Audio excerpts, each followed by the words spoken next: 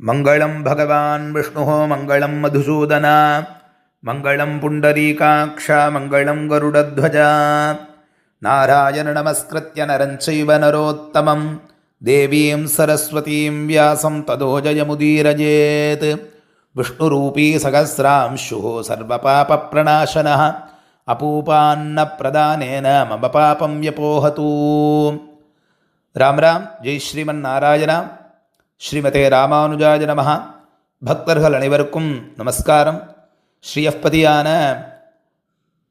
பகவானுடைய நிர்ஹேதுகமான கிருபையினாலே அதிக மாதம் அப்படின்னு சொல்லக்கூடிய புருஷோத்தம மாதம், இந்த மாதத்தினுடைய மாஹாத்மியம், அதனுடைய விரதம், அதனுடைய பலன் என்ன அப்படின்றத யதாசக்தி சிறிது நாமெல்லாம் கூடியிருந்து அனுபவிப்போம். உத்தமமான பராபவ வருஷம் நடந்துட்டுருக்கு. இதில் 2026 வருஷம் மே மாதம் 17ஆம் தேதியிலேருந்து ஜூன் மாதம் 15ஆம் தேதி வரைக்கும் இருக்கக்கூடிய காலம் இந்த ஒரு மாதத்திற்கு மல மாதம், அதிக மாதம் அப்படின்னு பேர். இந்த மல மாதத்தினுடைய விசேஷம் என்ன அப்படின்னு பார்ப்போம். பொதுவாக நம்ம இடத்திலேயே 2 விதமான பஞ்சாங்க முறை உண்டு. சனாதன தர்மத்தில் விசேஷமாக சௌரமானம், சாந்திரமானம் அப்படின்னு 2 விதமான பஞ்சாங்க முறை. இதில் சௌரமானம் அப்படின்றது சூரியனுடைய பாதையை உத்தேசித்து அதன் பிரவேசிக்கக்கூடிய ராசிகள் பெயர்னால சித்திரை, வைகாசி, ஆணி, ஆடி, ஆவணி அப்படின்னு 12 மாதங்களுக்கு பெயர். இது சௌரமானம். இதில் ஒரு வருஷத்துக்கு 365 நாள் அப்படின்னு சொல்கிறோம். அது மாதிரி சாந்திரமானத்தில் எப்படி மாதக்கணக்கு அப்படின்னா சுக்லபக்ஷ பிரதமேலேருந்து அமாவாஸ்ய பர்யந்தம் ஒரு மாத கணக்கு. அதில் சைத்திரம், வைசாக்கம், ஜேஷ்டம் இப்படி வரும். இந்த வருஷத்தில் 354 நாட்கள் தான் வரும். இதில் ஒரு 11 நாள் குறைவாக இருக்கும். இது 3 வருஷத்துக்கு தோராயமாக 32 மாதத்துக்கு ஒரு தடவை இதில் அதிக மாதம் அப்படின்னு ஒரு மாதம் வரும். இந்த அதிக மாதம் சாந்திரமானப்படி எப்படி அப்படின்னா, எந்த மாதத்தில் சூரிய பிரவேசம், சூரியன் ராசிக்கு பிரவேசம் பண்ணலையோ, அதாவது மாசப்பிறப்பு இல்லையோ, அந்த மாதத்திற்கு மல மாதம் அப்படின்னு சாஸ்திரம். சாந்திரமானப்படி இது மல மாதம். சௌரமானத்தில் எந்த மாதத்தில் 2 அமாவாசைகள் வருதோ அது மல மாதம் அப்படின்னு சாஸ்திரம் சொல்கிறது. இது மல மாதம்னா அழுக்குடைய மாதம், இருட்டு அப்படின்னு ஒரு அர்த்தம் உண்டு. ஆனால் இந்த மல மாதம் எப்படி புருஷோத்தம மாதம் ஆனது அப்படின்னு பார்த்தா, பொதுவாக ஒவ்வொரு மாதத்திற்கும் ஒவ்வொரு தேவதை உண்டு. கேசவ, நாராயண, மாதவ, கோவிந்த அப்படின்னு சொல்லக்கூடிய பகவானுடைய 12 நாமாக்களை கொண்டு 12 மாதங்கள் வழங்கப்படுகிறது. அது மாதிரி இந்த அதிக மாதம் வரச்சே இதற்கு பெயர் இல்லை. அதுக்காக இது மல மாதம் அப்படின்னு சாஸ்திரம் சொன்னது. இதற்கு நிறைய பெயர்கள் சொல்கிறது. நபும்சக மாதம், மல மாதம், மலிம்லுச்ச மாதம், அசங்கிராந்தி மாதம் அப்படின்னு தர்மசாஸ்திரங்கள் சொல்கிறது. இது எப்படி புருஷோத்தம மாதமானது அப்படின்னா, இந்த மாதமானது, இந்த தேவதையானது பகவானிடத்தில் போய் முறையிடுறதா. இந்த மாதத்தில் இது மல மாதம் அப்படின்றதுனால எந்த ஒரு நற்காரியங்களும் பண்ணுறதில்லை அப்படின்னு இந்த மாதமாகிய தேவதை பகவானிடத்தில் போய் தஞ்சமடைஞ்சு பிரார்த்தனை பண்ணுதான். பகவான் பரம காருண்யனான ஸ்ரீயப்பதியான லக்ஷ்மி நாராயணன், அந்த புருஷோத்தமன், யார் வந்தாலும் அடைக்கலம் கொடுக்கக்கூடிய பகவான் அந்த மாதத்திற்கு அடைக்கலம் கொடுத்து அதற்கு அனுகிரகம் பண்ணுறான்.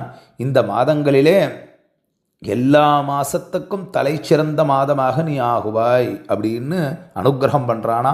ஞானப்பிரகாச மாதம், உத்தம மாதம், புருஷோத்தம மாதம், வைஷ்ணவ மாதம், அக்ர மாதம், தலைச்சிறந்த மாதம் அப்படின்னு அதற்கு பெயர் கொடுக்குறானா. இதற்கு நானே தேவதையாக இருக்கேன், என்னுடைய பெயரே உன்னுடைய மாதமாக விளங்கட்டும், நான் வேறல்ல நீ வேறல்ல அப்படின்னு பகவான் அனுகிரகம் பண்ணுறானா. பொதுவாக நம்ம சில மாதங்கள்லாம் சுப நிகழ்ச்சிகள்லாம் பண்ண மாட்டோம். எப்படி அப்படின்னா, ஆடி மாதம், மார்கழி மாதம், சில மாதங்கள், இது போன்ற மாதங்களெல்லாம் நம்மளுடைய காமியார்த்தமான காரியங்கள் எல்லாம் பண்ணுறதில்லை. பகவானுடைய ஆராதனமாக பகவானுக்கு தேவதைகளுக்கு உண்டான காரியங்களை பண்ணுறது அப்படின்னு வழக்கம் உண்டு. அது மாதிரி இந்த மாதத்தில் காமியமான காரியங்கள் எதுவுமே பண்ணுறதில்ல. அதாவது நமக்காக அப்படின்னு பண்ணுறதில்ல. இந்த புருஷோத்தம மாதம் அப்படின்ற மாதத்துக்கு இன்னொரு பெருமை என்ன அப்படின்னா, இந்த மாதத்தில் எப்படி சூரிய கிரகணம், சந்திர கிரகணம், விஷ்ணுபதி புண்ணியகாலம், இதுபோல் சில புண்ணிய காலங்கள்லாம் பண்ணக்கூடிய நற்காரியங்களுக்கு அதிகப்படியான பலன் ஏற்படுறதோ, அது மாதிரி இந்த புருஷோத்தமமாகிய இந்த அதிக மாதம் முழுவதுமே அப்படி ஒரு புண்ணிய காலம் அப்படின்னு பகவான் அனுகிரகம் பண்ணுறானா. இந்த மாதங்களில் நம்ம பண்ணக்கூடிய ஜபங்கள், தபங்கள், தானங்கள், புண்ணிய கர்மாக்கள் இதெல்லாம் பல மடங்காக இதனுடைய பலன் உண்டு அப்படின்னு சாஸ்திரம் சொல்கிறது. ஆனாலும் பலனை எதிர்பார்க்காம நிஷ்காமியமாக இந்த மாதத்தில் பகவானுக்கு ஆராதனம், பகவானுக்கு தொண்டு செய்கிறேன், பகவானுக்கு கைங்கரியம் செய்கிறதாக நம்ம இந்த பகவானுக்காகவே இதை செய்யணும். எந்த காரியத்தையும் அப்படி தான் செய்யணும். இருந்தாலும் நம்மளுடைய அறியாமையினால் நிறையா நமக்காக நிறையா பண்ணிக்கிறோமே தவிர எந்த ஒரு நற்காரியமும் அது பகவானுடைய கைங்கரியமாகவும் பகவானுக்கு பிரீதிக்காகவும் தான் பண்ணுறோம் அப்படின்றது தான் சாஸ்திரங்கள் சொல்கிறது. அதில் விசேஷமாக இந்த புருஷோத்தம மாதத்தில் ஒரு விரதம், அபூபதான விரதம் அப்படின்னு அபூபதானம் பண்ணுறது.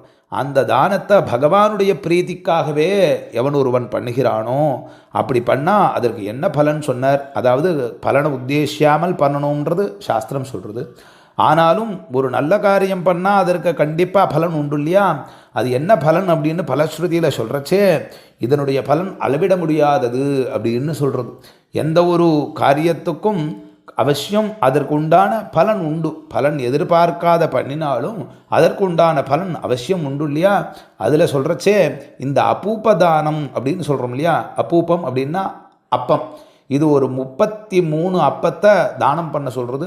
ஒரு வெங்கல பாத்திரத்தில், காம்சிய பாத்திரம்னு ஒரு வெங்கல பாத்திரத்தில் 33 அப்பத்தை வச்சு, நெய்யினால் செய்யப்பட்ட அப்பத்தை வச்சு அதில் வெற்றிலை, பாக்கு, பழம், வஸ்திரங்கள், தட்சிணைகள் அப்படின்னு இதெல்லாம் வச்சு ஒரு உத்தமமான வேத தியானம் செய்த ஒரு பிராமணனுக்கு இந்த தானத்தை கொடுத்தோம் அப்படின்னா என்ன பலன் அப்படின்னார்.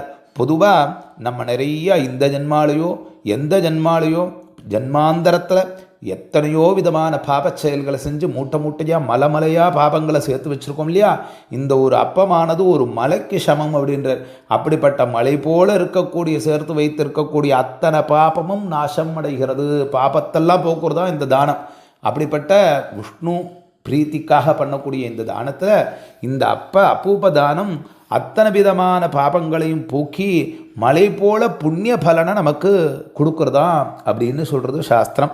அதில் இந்த தானத்தை பண்ணக்கூடிய இடம் இருக்கே, அந்த இடமே குருக்ஷேத்திரம், தர்மக்ஷேத்ரே குருக்ஷேத்ரேன்னு சொன்னது. அப்படிப்பட்ட புண்ணியமான இடமா இருது. எந்த இடத்துல இந்த அபூபதானத்தை நம்ம பண்ணுறோமோ அந்த புருஷோத்தம மாதத்தில் அந்த ஸ்தலமே குருக்ஷேத்திரம், புண்ணியமான க்ஷேத்திரமாக இருது அப்படின்னு சொன்னது. இரண்டாவது, இதை யாருக்கு கொடுக்குறோமோ அதை வாங்கிக்கிறா இல்லையா, அந்த ஒரு பிராமணனாகியவன் சாக்ஷாத் விஷ்ணுஸ்வரூபம் லக்ஷ்மிநாராயணன் அப்படின்னு சாஸ்திரம் சொல்கிறது. இந்த தானத்தை கொடுக்குறோமே, இந்த அப்பம், இந்த அபூபமானது என்னென்னா பிருத்திவீதான பலன். இந்த பூமியை முழுவதும் ஒருவனால் தானம் பண்ண முடியுமான்னா முடியுமா? அது நம்மளால். ஆனாலும் இந்த அபூபதானத்தை பண்ணுறதுனால இந்த பூமியே தானம் பண்ணினா என்ன பலனோ அந்த பலன் கிடைக்கிறது அப்படின்னு இதில் பலஸ்ருதி. ஆக அற்புதமான ஒரு மாதம். இந்த மாதம் முழுவதுமே இந்த தானத்தை பண்ண சொல்கிறது. இருந்தாலும் இதில் ஒரு நாளாவது நம்ம இந்த ஒரு தானத்தை அனுஷ்டிச்சா அது ரொம்ப விசேஷமாக இருக்குது அப்படின்னு சாஸ்திரம் சொன்னதுனால இது அப்படியே பகவானுடைய ஸ்வரூபமாகவே இருக்கக்கூடிய அதிக மாதம், புருஷோத்தம மாதம். இந்த புருஷோத்தம மாதத்தில் பண்ணக்கூடிய யஜ்ஞம், தானம், தபஸ் இதெல்லாம் நமக்காக எதுவும் இல்லாமல் பகவானுடைய பிரீதிக்காக பண்ணக்கூடிய இந்த ஒரு விரதமானது மகத் ஐஸ்வர்யம் அப்படின்னு மகாலட்சுமியோட பரிபூர்ண கடாட்சத்தை நமக்கெல்லாம் கொடுக்குறது. மகாலட்சுமியோட கடாட்சத்தினால தான் ஞானம் கிடைக்கும், பக்தி கிடைக்கும், வைராக்கியம் கிடைக்கும், செல்வங்கள், இக சுகம் பரசுகம் அப்படின்னு சொல்லக்கூடிய இந்த உலகத்தில் தேவையான அத்தனை நன்மைகளும், இந்த உலகத்தை மீறியும் பரத்தில் இருக்கக்கூடிய அத்தனை பகவானுடைய திருவடியே காட்டக்கூடிய ஐஸ்வர்யங்களையும் இந்த புருஷோத்தம விரதமானது, இந்த அபூபதானமானது நமக்கெல்லாம் மகத்தா கிடைக்கிறது அப்படின்னு சாஸ்திரங்கள் விசேஷமாக சொல்கிறது. அப்படிப்பட்ட புருஷோத்தம தானத்தில் நாம் எல்லாரும் யதாசக்தி இந்த அபூபதானத்தை பண்ணி பகவானுடைய பரிபூர்ண அனுகிரகத்துக்கு பாத்திரர்கள் ஆக வேணும், சர்வக்ஷேமத்தையும் அடைய வேண்டும், நீங்காத செல்வம் நிறைந்து வாழ எம்பெருமானுடைய திருவடிகளில் பிரார்த்தித்து அமைகிறேன். ராம் ராம். ஜெய் ஸ்ரீமன் நாராயணா. அடியேன் முரளீதர தாசன்.